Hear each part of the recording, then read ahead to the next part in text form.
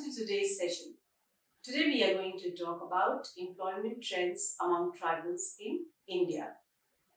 The basic objective of this session is to provide understanding of employment trends among tribals in India. The session will also deal with the tribal situation. It will explore major tribal occupations such as hunting and food gathering, shifting cultivation, then settled cultivation, and other means of livelihood. This will enable you to understand the vulnerable conditions of tribals in India, their occupations, and employment related issues. I will be talking about the magnitude and pattern of labor force among tribals and tribal situation in India. Also, the major occupations among the tribals. And in the next session, we'll be talking about the migration pattern. We would talk about sector-wise employment and development programs providing employment opportunities to tribals. India has the largest proportion of tribals in the world, and this by now you would have learned.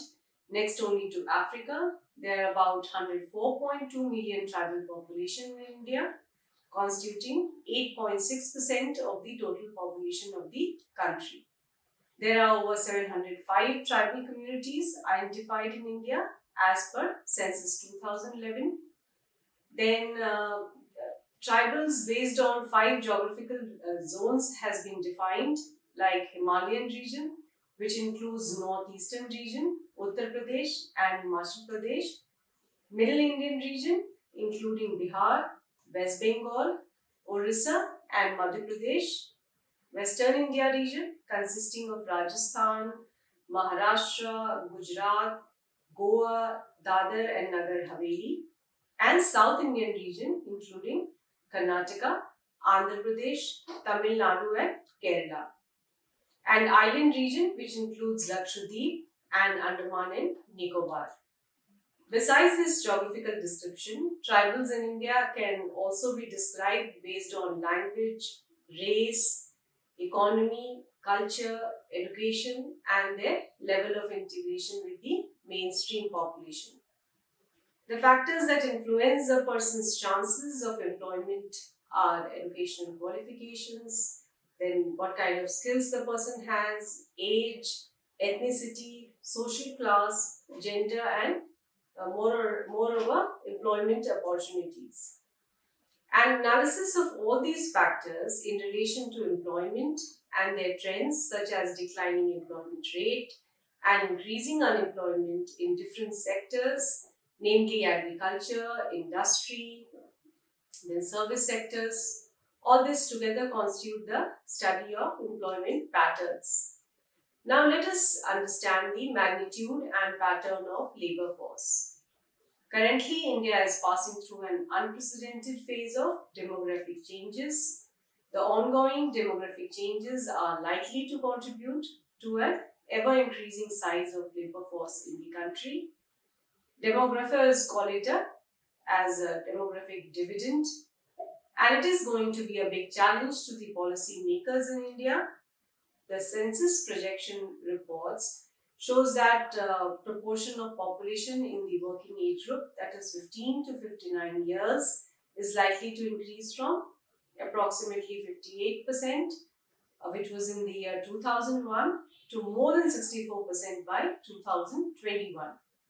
And according to Planning Commission 2010, the generation of productive and gainful employment with decent working conditions is viewed as a crucial strategy for inclusive growth. Further, it is equally important to make the employment opportunities accessible to all, especially poor and weaker sections of the society. This would require a proper understanding of the nature and characteristics of the existing and emerging labor market situation in India, so that along with overall employment growth, issues relating to the weaker and disadvantaged groups are adequately addressed in all relevant policies. Indian labor market is characterized by complex situations which arise due to a host of factors, and these include full-time and part-time workers, then variations in the availability of work during, say, different seasons of a year, workers engaging themselves in multiple jobs, then workers ready to work at low wages, social and cultural factors, restricting large number of women workers to participate in labor markets, etc. And these features lead to varied estimates of total labor force and employment in India. In addition to the overall variations in the estimates of labor force in the country, the gender dimension of the labor force is equally important to understand. In general, women participation in labor market has been typically low in India. Only 24.4% women in rural and 14.7% in urban areas participate in labor market. One of the reasons of low participation of women in labor force is the non-recognition of a number of women-centric work as economic activities such as cooking, then collection of fuel and fodder, house and utensil cleaning, etc. Moreover, variety of social and family-related constraints compel women to confine themselves to household activities at their prime working age. Early exit of women, probably post-marital age, from labor market is particularly reflected in urban areas where women face inadequate social and family support system.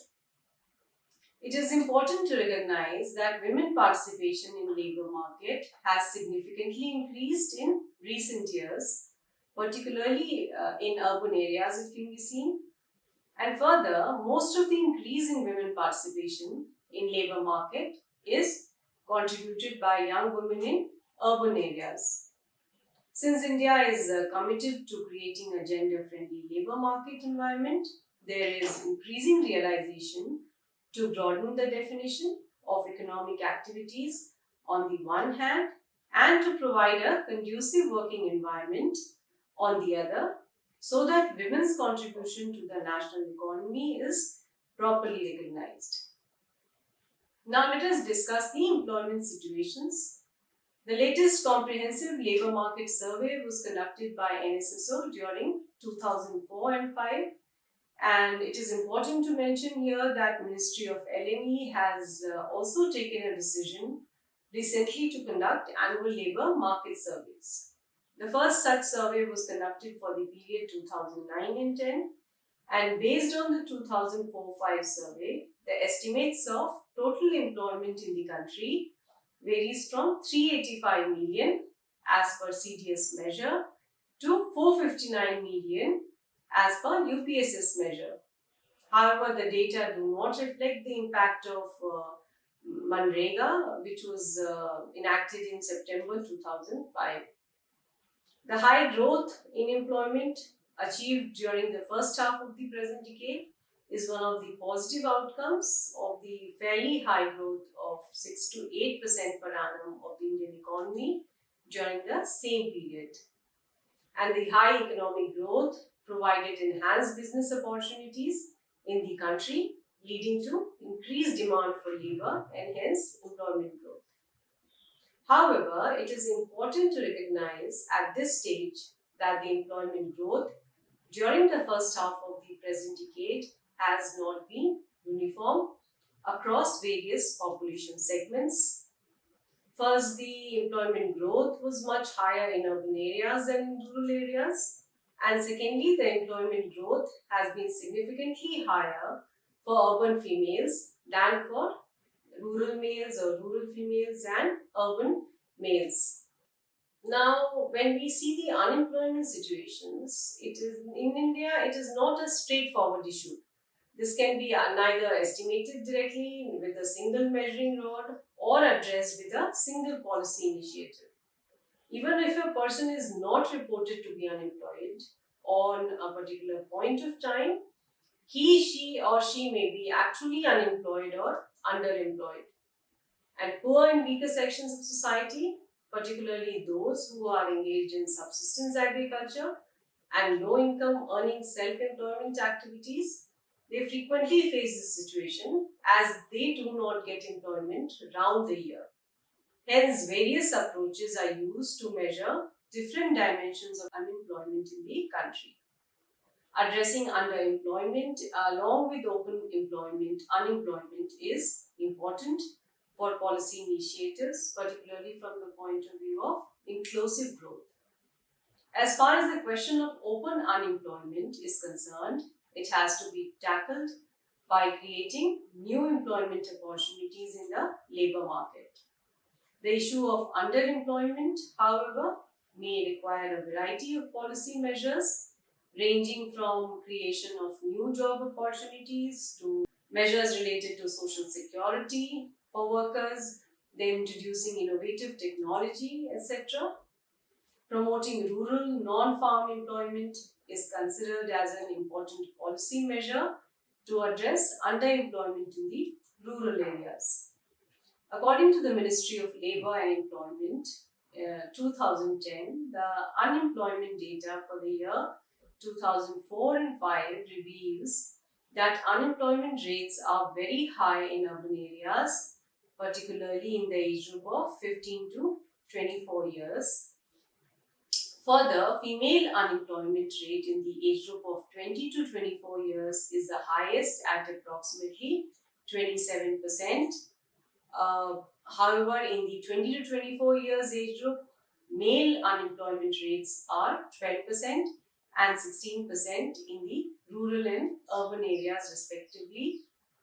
Overall, in the age group of 15 to 24 areas, it is approximately 12 to 15%.